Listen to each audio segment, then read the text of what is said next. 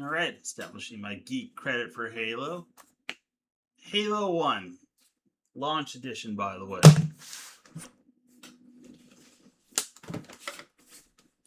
All right, establishing my geek credit here. We have Halo 1 on the original Xbox. Got this on launch day.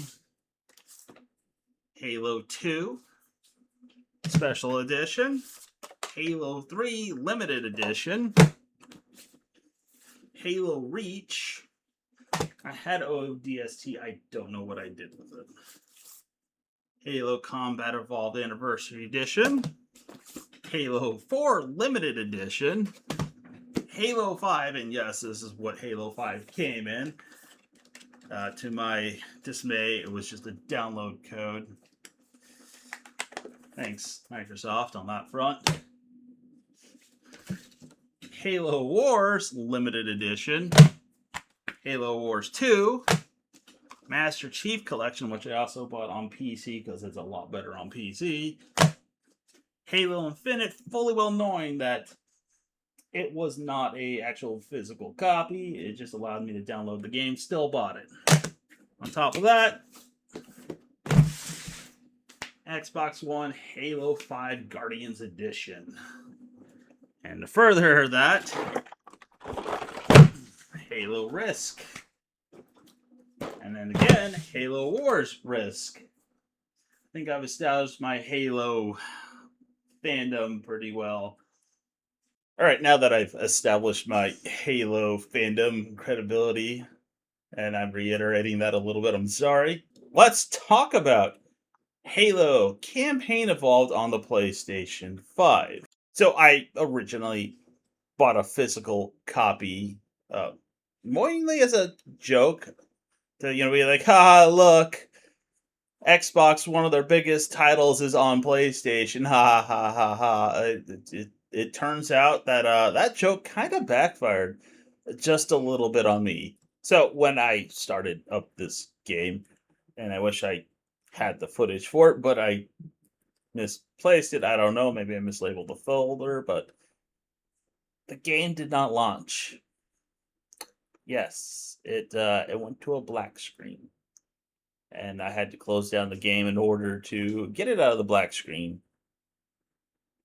And then when I relaunched it again, it got stuck on the loading screen and it crashed, which I had to restart the game again. And when I finally actually started the very first level, it actually launched. But my woes with the PlayStation 5 version of this does not end there. So the first thing I actually did outside of just starting the campaign for like 30 seconds was like, hey, let's play with some friends because they just so happened to be on and they put it up to a 4-player campaign co-op. So we all started playing and we're like, hey, let's do the prequel missions, the ones that they made new content for. And that's when some issues started to arise just a little bit. And that mainly comes from probably being crossplay, but there were things that they were seeing that I were not. Which part of it, I guess, yes, it is. I shouldn't say guess. I know it's from network connections and stuff like that. So, like, bodies would be in different places for me than they would be for them. There's nothing wrong with that in any capacity. It's kind of to be expected. No, but when we were playing throughout the game, things would just be missing. I mean, the most obvious one is I was like, hey, why isn't there a pool of blood like you do in the very first Halo?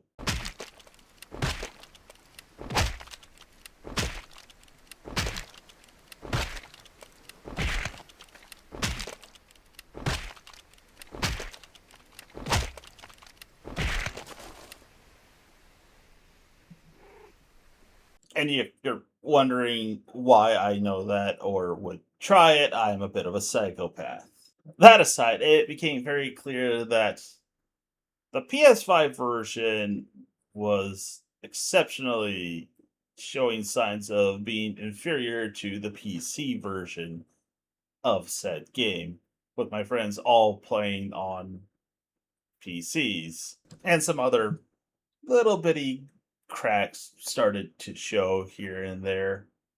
And I'm not sure if this is because I'm playing on a PS5 and they're all playing on PCs, but the multiplayer is a bit unstable.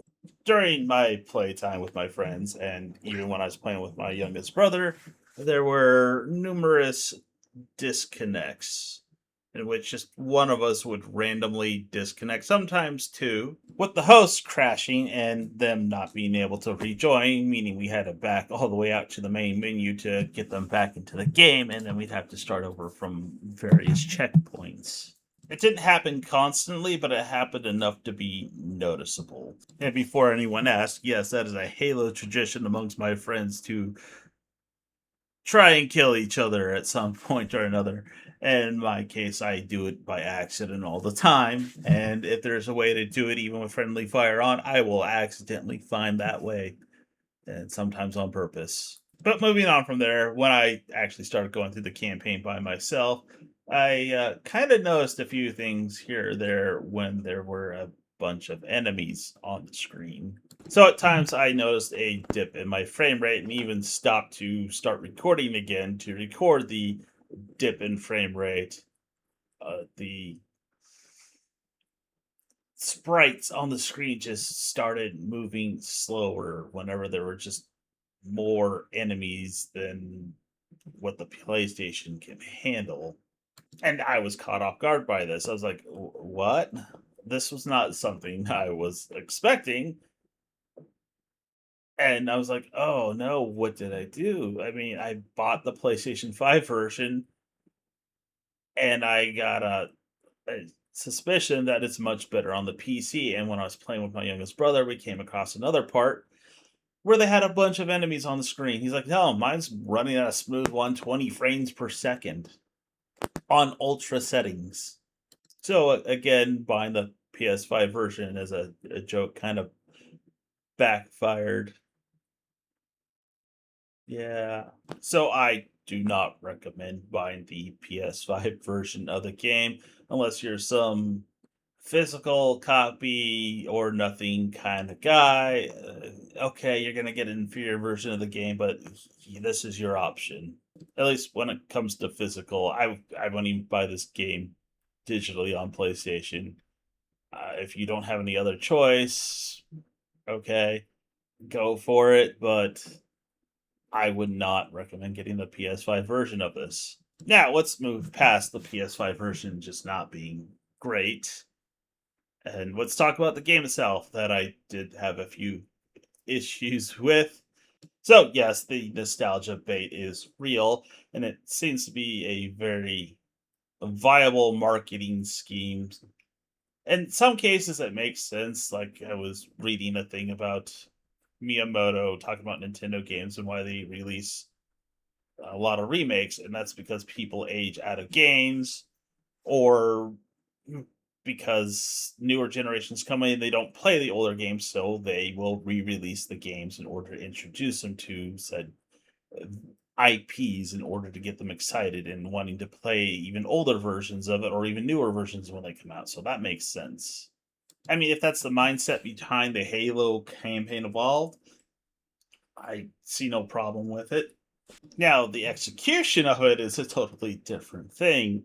One of my first issues with the game was when we did the 3 prequel missions. So, one of the first things you see when you start up the 3 bonus missions there, you get a text scroll. And we're like, what is going on here? Instead of just jumping into the game, like having a cutscene where, like, okay, Marines or Master Chief, this is what your mission is. No, they have this text scroll right here. And we're like, what is going on? And we just made fun of it for this weird choice that they made. And then you're just plopped in right there in front of Covenant. No approaching them or anything. You're just bam right off the bat shooting them. And then there's Sergeant Johnson. We're like, why does he look so goofy? Why does Sergeant Johnson look so goofy? On top of that, like, where's the rest of Blue Team? If this takes place before Halo, why isn't Blue Team here instead of Sergeant Johnson? It quickly became very apparent that this game is just a mishmash of mechanics from the later games, along with some of the enemies that weren't in Halo 1 being taken out of those games and put into a Halo 1 setting, such as Jackal snipers. Survivors detected. Marines are concealed in those rocks. Alert, there are jackal snipers on the high ground. I recommend you stay out of their line of fire. At that point, I was like, what? And just sort of rolled with it. I mean, in some ways, yes, it does make sense to have snipers, but when the game didn't actually have them, it felt weird to be introducing enemies that weren't in the game, as well as weapons that weren't in the game, like the beam rifle or the SMG, the sword. The prequel missions were just a monument of all the stuff that they left out that didn't make it into the campaign evolved, like the battle rifles and other weapons. But other mechanics from other games started creeping in as well. And before I move on from that, I would be remiss not to talk about the Warthogs. The default setting for the Warthogs on the PlayStation 5 version is to have the triggers accelerate and break the Warthog. You have to go into your settings and change it to the drive to aim setting so you get that nice little whip motion you get with the Warthogs. I'm like, what kind of sacrilege is that? One example are the vehicle hijackings, particularly in places where vehicle hijackings weren't there, and it fundamentally changes a good portion of the game and how you proceed through it. Like me stealing this wraith and my youngest brother manipulating the jank in the really spastic banshees, trying to get it to get close enough so he can hijack it, and he actually managed to pull it off. So now we have two vehicles that were never really intended for this particular portion of the game, making it far easier than it should have been to plow our way through the Flood and the Covenant at this point in time. Although they did make, I don't know, changes. I'm not sure if they took into account that I could take the Wraith, because if you went head on, you wouldn't be able to fit. But me being me, I used to mess around with the jank in Halo. I found a way to squeeze this Wraith through these tiny little gaps to be able to use it. And it kind of reminds me a bit of the Crash Bandicoot Insane Trilogy to some degree, with a lot of the mechanics that they introduced to the game, like sprinting and stuff like that. Now, don't jump to conclusions there. I'm not saying the platform and stuff in Crash Bandicoot. I was referring to changes that they made in the game to work with the other games overall. So let's take the jumping mechanics in Crash Bandicoot Insane Trilogy. They decided to use the mechanics from the third game because it was the latest, and then they applied it to the previous two games. The issue with that, though, is the mechanics for those two previous games were uniquely different enough, and what they ended up accidentally doing is making portions of the Crash Bandicoot 1 and 2 either easier or harder, depending on the level you were in, because they made those changes to said map. And this has a bit of a similar feel to it. Let me give you a bit of an example here. So one of the things that the first Halo did, slash its anniversary edition, is they left cache of weapons around. Now they still have them, but they moved them around, which not a big thing. The one problem is, in some cases, they took them away.